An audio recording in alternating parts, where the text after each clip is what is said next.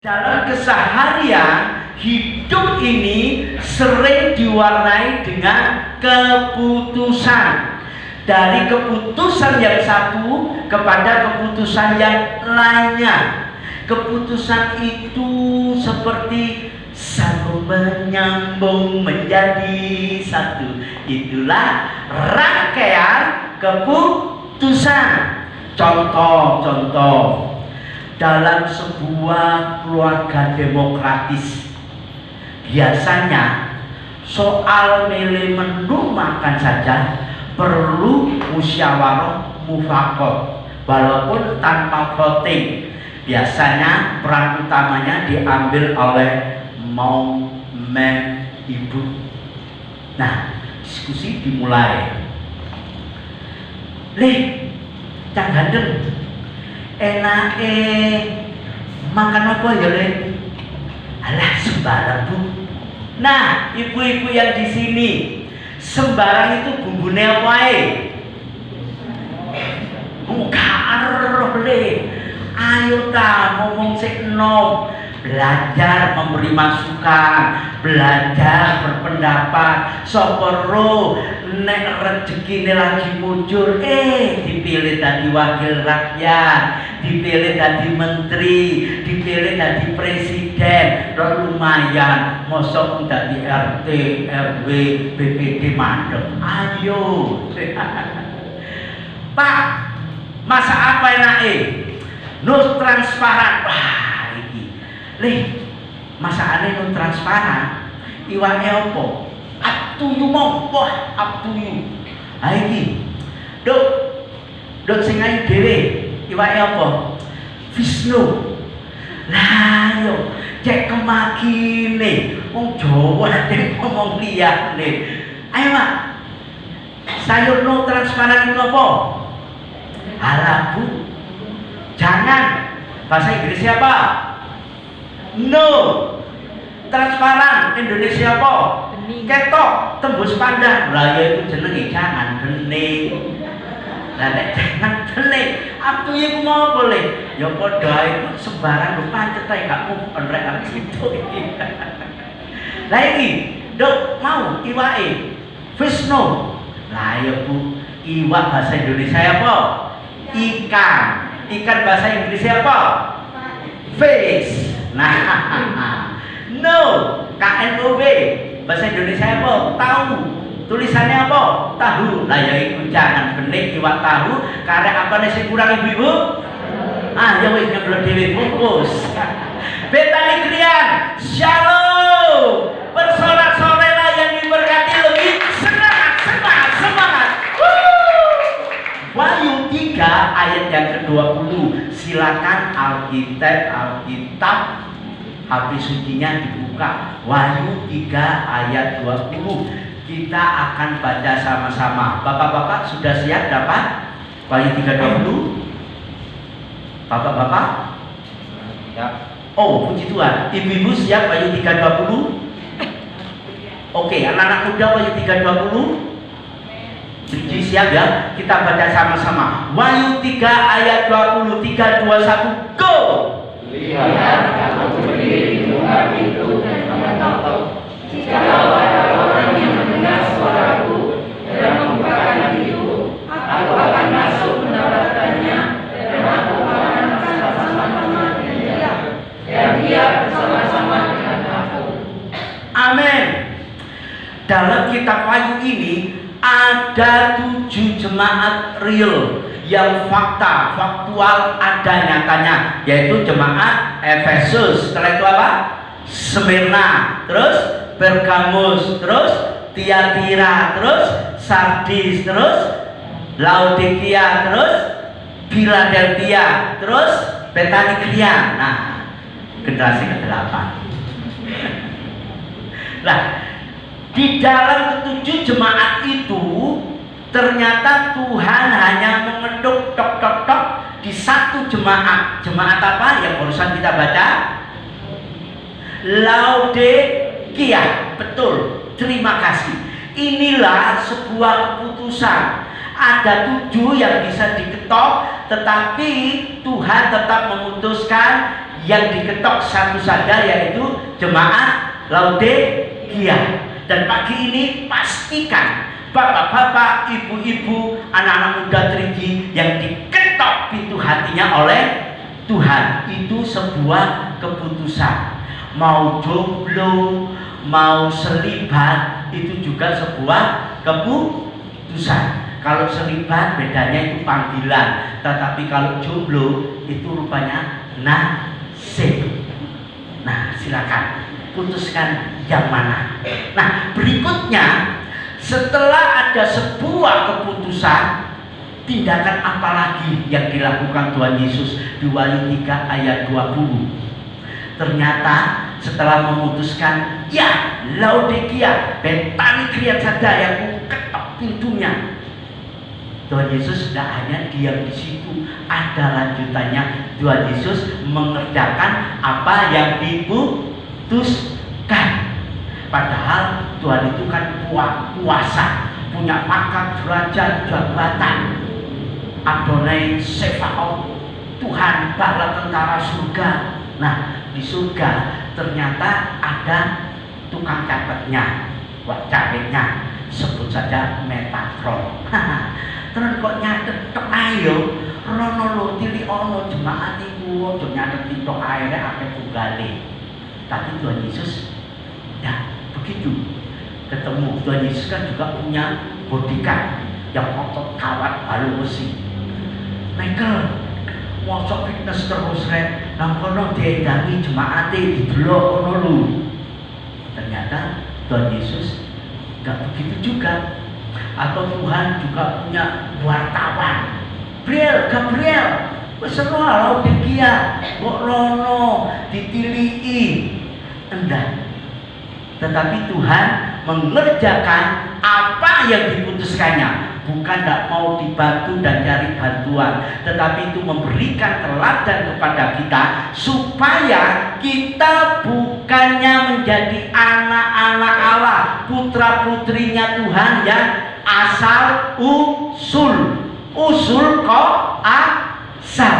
Apa yang diusulkan itulah yang mesti ditindaklanjuti, dikerjakan, diperbuat, dilakukannya. Tidak mandek cuma usul. Nah, itu yang memberikan pembelajaran kepada kita dari Tuhan kita, Tuhan yang melanjutkan apa yang diputuskannya. Berikutnya dari Wahyu 3 ayat 20 saya dapati. Coba, pernah Bapak Ibu anak muda 3G melihat lukisan Tuhan sedang mengetok pintu? Pernah ya? Lukisannya bagus? Bagus. Saya tanya, sing iso jawab, nah hadiah menyusul. Siapa yang melukis itu? Jelas bukan Wandi. Saya pernah mencoba meniru lukisan itu ketika di gereja Sumput. Saya masuk, pintunya ditutup. Saya ketok. Gak langsung buka. Saya ketok lagi. Lalu ada masuk, foto aku gaya Tuhan Yesus mengetok pintu. Kelihatan semua. Yang tidak kelihatan apanya? Maksudnya bilang, Mas Adi, sepatunya gak ketok ini oh, ya gak apa-apa. Itu persis dialami oleh Malcolm Hunt yang melukis Yesus mengetok di pintu itu. Salah seorang temannya Malcolm ini komen, lah Yohan, lukisanmu detail, bagus, tetapi kamu lupa satu ya. Apa? Sandal Yesus kok gak lukis ya? Gak ono ya. Lalu si Malcolm Hunt jawabnya gini, loh, aku kan sedang melukis pintu hati. Maka fokusku ada pintu hati. Pintu itu akan terbuka kalau hati yang di dalam ini mau membukanya. Amin. Nah, coba perhatikan, Kristus ngetuk itu sejak tahun berapa? Paling enggak 33 Masehi atau 90 Masehi dalam penglihatannya Rasul Yohanes. Lah, sampai sekarang tok tok tok kula nuwun, tok tok tok monggo, tok tok tok dibuka pintunya?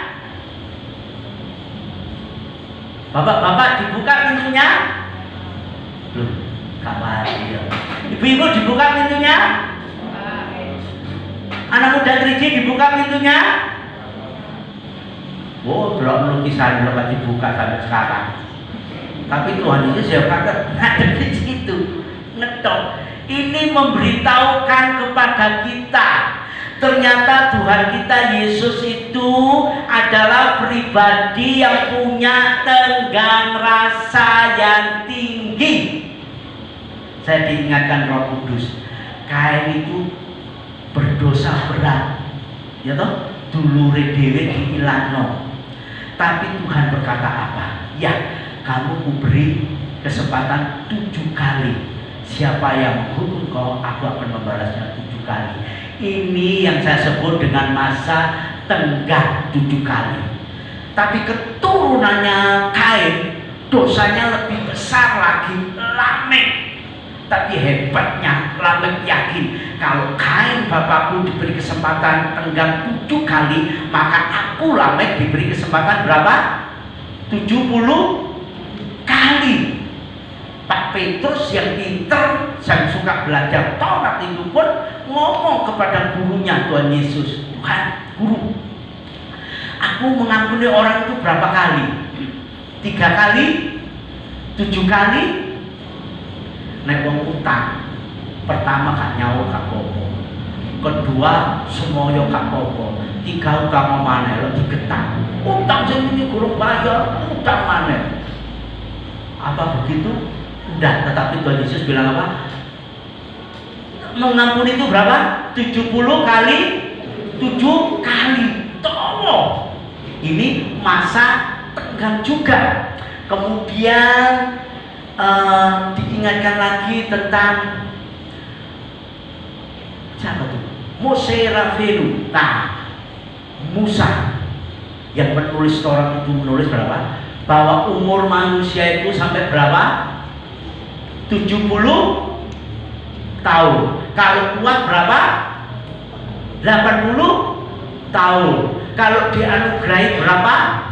Pak Parnoto itu sudah lepas dari 80 tahun. Tapi apa? Masih seneng riwari di tengah jalan yo gak apa-apa. Ini anugerah, masa tegangnya dawa. Tapi sak dawa-dawane ternyata no. Begitu di zaman no, Tuhan ini melihat manusia ini wis gak kena ditoto, dilibas dengan air bah dari atas, dari bawah, dari samping, dari laut, dari sungai, kebentek manusia tinggal 8. Lalu Tuhan bilang apa? Sejak ini umur manusia hanya sampai berapa? 120 tahun saja. Tetapi Alkitab mencatat ada Metusalah, umurnya terpanjang dalam sejarah manusia berapa? 969 tahun. Itu adalah masa tenggang di mana Tuhan masih menunggu agar pintu hati kita di masa tenggang itu mau terbuka atau tidak. Tetapi kalau kuotanya habis, pulsanya habis, cedut ya wis hilang. Nah, mumpung kita masih bernafas di sini, entah angka kita 7, angka kita 70, angka kita 80, angka kita 120, angka kita 969 tahun, itu pun kalau menurut Raja Salomo dalam Pengkhotbah 1 ayatnya yang kedua dikatakan hidup ini adalah apa? Sia-sia. Sia-sia belaka, sia-sia belaka. Lalu kita mengertinya, Allah orang pengen tok hampa, orang pengen tok listening, tidak ada artinya, percuma bergun muspro. Ternyata Salomo tidak memaksudkan begitu. Dia memakai pilihan kata yang disebut hafil, hafilin, hafil, hafilin, hafil, hafilin. Itu ternyata bukan hampa. Sia-sia hampa bukan, sia-sia tanpa arti bukan, sia-sia muspro bukan, sia-sia tidak ada gunanya bukan, sia-sia percuma bukan. Tetapi saya belajar dari ahlinya Bu Tawani bilang hafila filin itu artinya apa? Sekejap saja. Sakawa-tawa umur kita di pemandangan Tuhan itu sekejap saja. Amin. Sakedepan moto eling lan waspada urip sakedepan moto mulane diprayitno sing salah bakal seleh sing becik ketinting Allah ketara ngintil Gusti Yesus. Nah, ayo kita lihat orang yang memutuskan hidupnya untuk mengintil Yesus, mengikuti Yesus, derek Gusti, nasib itu kayak apa? Ayo kita lihat contohnya, ilustrasinya saja. Ayo pangeran, tolong pangeran, disetelkan pangeran. Coba lihat ini contoh. Iya. Iya.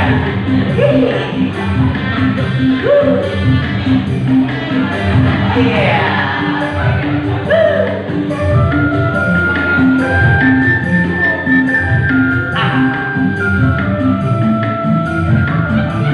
Sebuah keputusan berangkai kepada keputusan lainnya dan mesti dikerjakan.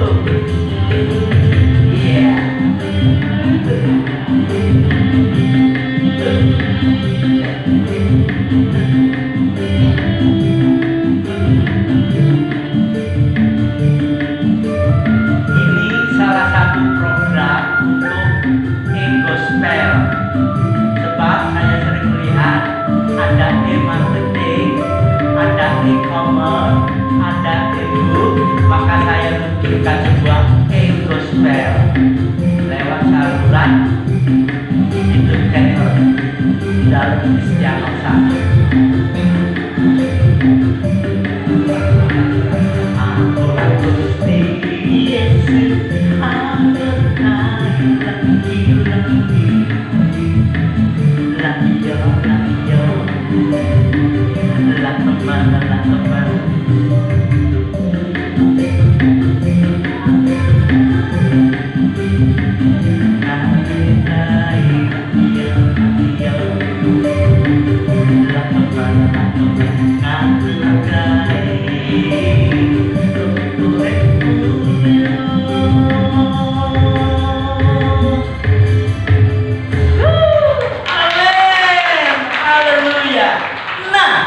dalam hidup yang hanya sekejap mata ini, putusan apa sih yang mau kita ambil? Putusan yang mana sih yang mesti kita kerjakan? Nah, ayo kita lihat ke dalam firman Tuhan. Roma 10 ayat 15, di sana dikatakan betapa indahnya kedatangan mereka yang membawa kabar baik. Tuhan sendiri di Roma 8 ayat 28 dikatakan Allah turut bekerja dalam segala sesuatu untuk mendatangkan kabar, mendatangkan apa? Kebaikan.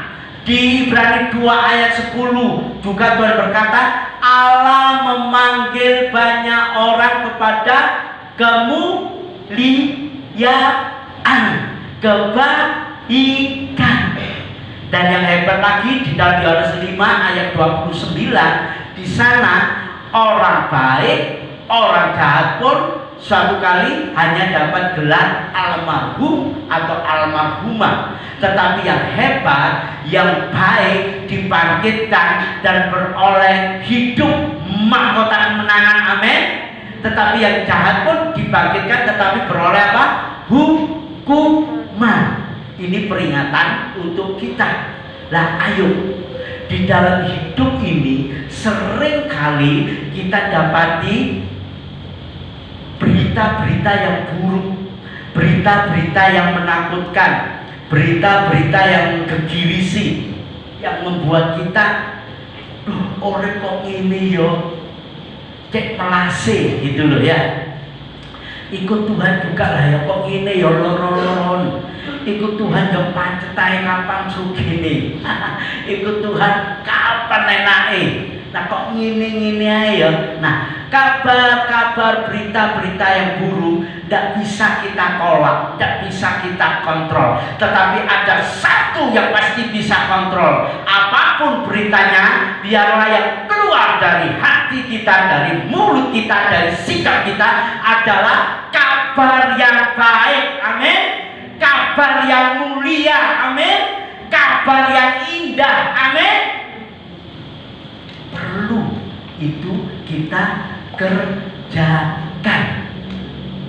Lah, kabar yang baik itu kalau teks aslinya Yunani Evangelion, itu Injil. Tetapi kalau di dalam bahasa apa ya? Ibraninya itu Dava. Dalam bahasa Arabnya disebut Amar atau Memrah.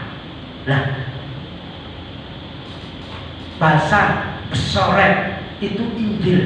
Di dalam Yohanes 1 ayat 1 kita tahu si Memrah, si Amar, si Firman itu adalah siapa? Allah. Yohanes 1 ayat 14 dikatakan bahwa Firman itu menjadi manusia. Injil, Soret Basar itu menjadi daging dan tinggal bersama-sama dengan kita, bersekina, hadir bersama-sama dengan kita, pribadinya, hadiratnya. Siapa itu? Yesus Kristus. Pantes Rasul Paulus di Roma 10:15 berkata, betapa indahnya, betapa eloknya, betapa bahagianya kedatangan orang-orang yang membawa berita kabar baik tentang Yesus Kristus Tuhan. Amin. Yohanes 5 ayat 24, Tuhan Yesus sendiri berkata, dengar, percayalah kepadaku, maka engkau akan beroleh hidup yang kekal, urip mulya. Orang yang percaya menerima hidup kekal, Tuhan katakan lagi, dia tidak dihukum. Amin. Orang yang percaya menerima hidup kekal, urip mulya, Tuhan katakan lagi, dia dipindahkan dari maut menuju kepada hidup kekal di sana. Tetapi yang di sana dimulainya startnya dimulai dari sekarang. Tuhan katakan apa? Percayalah kepada siapa? Yesus Tuhan. Percayalah kepada Alkitab yang adalah apa? Firman Tuhan. Percaya itu apa sih? Sederhana. Yakobus 1 ayat 6 dikatakan percaya itu sih apa? Sama sekali tidak bimbang. Lalu Pak Markus, ini Markus yang rasul tadi, bukan yang satunya. Markus rasul di dalam berapa itu?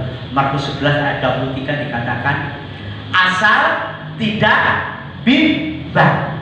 Percaya itu sama sekali jangan apa? Bimbang, katakan. Oh ya, ragu-ragu dong.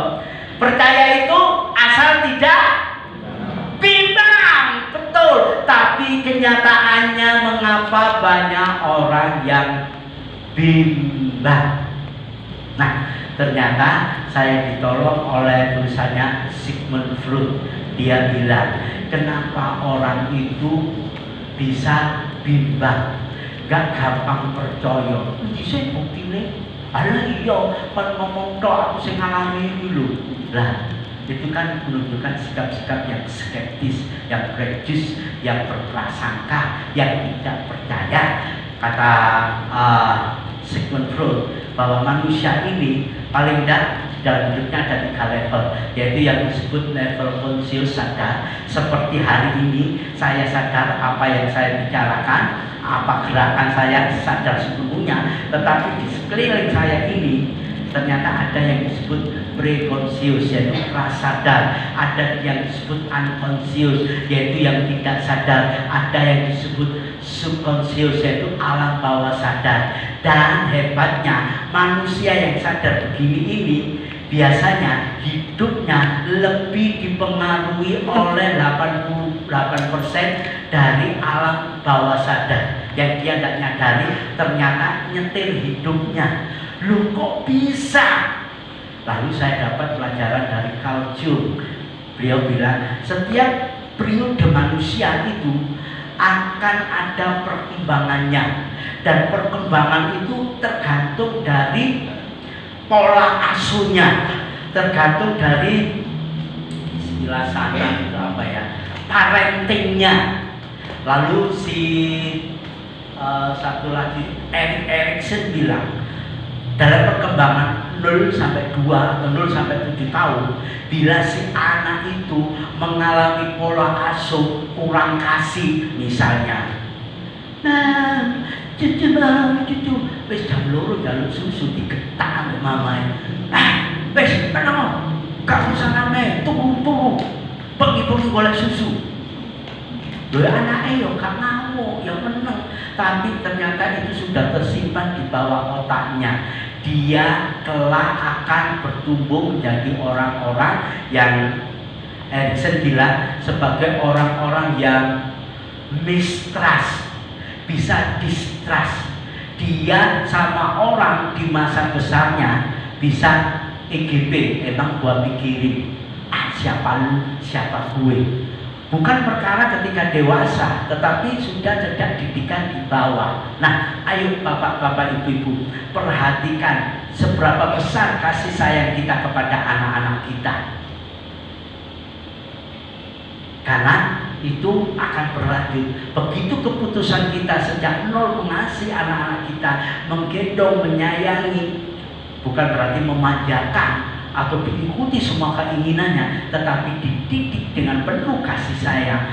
tumbuh dewasanya dia akan gampang percaya. Kalau kita sekarang ketemu orang-orang yang skeptis, ragu-ragu, praduganya selalu praduga bersalah, melihat orang wong iki gimana lah, bukan orang itu yang angkuh, tetapi kita yang angkuh dulu. Kadang-kadang gak beres gitu ya. Nah, lalu bagaimana kalau Tuhan bilang apa tadi? Percayalah. Loh, Tuhan sendiri loh yang datang sampai ke dunia ini ngomong face to face apa? Percayalah. Kamu dapat hidup kekal urip mulya. Percayalah, kamu itu tidak lagi dihukum mestinya masuk neraka, tapi dipindahkan ke dalam hidup. Lho ngene kalau saya gak percaya. Lah, wong aku iki sapa? Mosok iso ngono. Lah, jangan-jangan fenomenanya adalah akan ke bawah kita. Tetapi yang lebih hebat lagi, Alkitab bukan hanya menyelesaikan masalah fenomena yang kelihatan yang bisa dipelajari, tetapi Alkitab justru menunjukkan akar masalahnya. Roma 3 ayat 23 bilang apa? Semua orang sudah berbuat dosa, kehilangan kemuliaan Allah. Nah, dosa inilah yang merusak trust kita menjadi mistrust, yang merusak trust kepercayaan kita menjadi distrust. Gak lagi percaya, gak ono buktine kok, gak ono apa-apa kok. Itu salah satunya kenapa? Dosa. Dan dosa itu bukan hanya soal jangan membunuh, tapi kita membunuh. Jangan mencuri, malah kita memplang. Jangan, apalagi berdusta. Sorry, terlambat bos, bergembos. Koncengan, dipisahkan sama bos. Ya, Pak Tono, begini nih. Le, saya gembos mau ganti loh ya. Bingung gak janjian gembos sing kuwi. Sing Pak. Duh, bos, sing ilang pendile. Wah, gampang saja. Itu memang salah, melanggar dan dosa pasti. Tetapi yang sering kita tidak sadari dan ini menguasai kita, yang saya sebut dengan apa ya? Is order sin, is order love sin. Mencintai lebih. Nah, ini bisa berdosa. Matius berapa kemarin saya diberitahu Mas saya? Matius 10 ayat 37. Barang siapa yang lebih mencintai bapak ibunya lebih dari mencintai aku, mencintai Yesus Kristus, mencintai Tuhan Allah, itu Tuhan berkata apa? Tidak layak. Barang siapa yang lebih mengasihi anaknya daripada mengasihi aku, Yesus Kristus, Tuhan Allah Sang Pencipta yang memelihara kita, itu tidak layak. Bukankah kadang-kadang kita gagah berani? Aduh, aku sih ngurusi keluargaku, bagus. Aduh, aku sih ngurusi pekerjaanku, bagus. Aduh, aku sih mengurusi komunitasku, bagus. Aduh, aku sih seneng ngambil hobiku, bagus. Tetapi jangan sampai semuanya itu melebihi kasih kita kepada Yesus. Jelas itu apa? Berdosa. Berdosa juga bukan soal dosa yang aktualisir, yang kita kerjakan membuat kita berdosa. Perbuatan kita yang salah, perbuatan kita yang melanggar jelas berdosa. Dan kita dapat satu tambahan dosa lagi yang disebut original sin. Dosa awal, dosa dari keturunan nenek moyang kita itu masuk ke dalam hidup kita. Tetapi ada satu dosa lagi yang saya temukan. Kalau di Matius 5 sering Tuhan berkata, hukum berkata mata ganti mata, pipi ganti pipi, apalagi gigi ganti gigi. Tetapi aku berkata, kalau kau ditampar pipi kanan, berilah pipi kiri. Kalau kau disuruh berjalan 1 mil, berjalanlah 2 mil. Maksudnya apa? Maksudnya Tuhan supaya kita jangan jatuh pada kesalahan pelanggaran hukum. Niat kita ini loh, niat yang di dalam ini loh. Jika goodwill gak masalah, tetapi kalau Bu Widya kemarin saya tanya apa sih itu artinya? bad intention. Apa itu? Niat yang jahat. Semua orang tidak tahu, tetapi hanya hatiku yang ada niat jahat untuk menjahati orang. Lah, itu yang juga termasuk dosa. Sehingga saya sebut sebagai bad intention. Apa itu? Sin. Dosa niat jahat. Kalau para teolog menyebutnya sebagai bulfensis ron lakorato ketuanes kabagi niat jahat itu aja sudah berdosa. Menyelesaikannya bagaimana? Dengan repetisi, dengan mengulang-ulang firman Tuhan yang kita dengar. Tuhan mengetuk, ayo buka pintu hati kita, amin. Sehingga kita sering beribadah itu sejujurnya mengulang supaya yang jahat dalam diri kita ini luntur digantikan firman Tuhan yang baik. Kedua, kita berkomunitas seperti hari ini, diulang lagi nanti di BBI, diulang lagi nanti di Glamor, diulang lagi nanti di tim, di youth, di sekolah minggu, di Eagles, di mana lagi, ketemu lagi di FA, ketemu lagi di ibadah raya. Ini pengulangan untuk melunturkan alam-alam bawah sadar yang lembut yang jahat itu rontok, sehingga konsumsi terus firman Tuhan, berkomunitas. Jangan, kata Ibrani 10:25, jangan menjauhkan diri dari pertemuan-pertemuan ibadah, amin. Dan yang penting yang bisa menghancurkan dosa kita, kekeliruan kesalahan kita, bukan sekedar by word. Kita diselamatkan by word oleh apa? Oleh kita mengulang-ulang firman Tuhan, belajar menjalankan firman Tuhan, oleh by word, oleh komunitas, di mana kita berkomunitas itu sangat mendukung kita. Lalu yang penting juga by who, siapa yang menyelamatkan kita? Maaf, bukan pendeta kita, bukan PIC kita, bukan ketua-ketua kita, tetapi kita bisa selamat hanya satu pribadi, Yesus Kristus.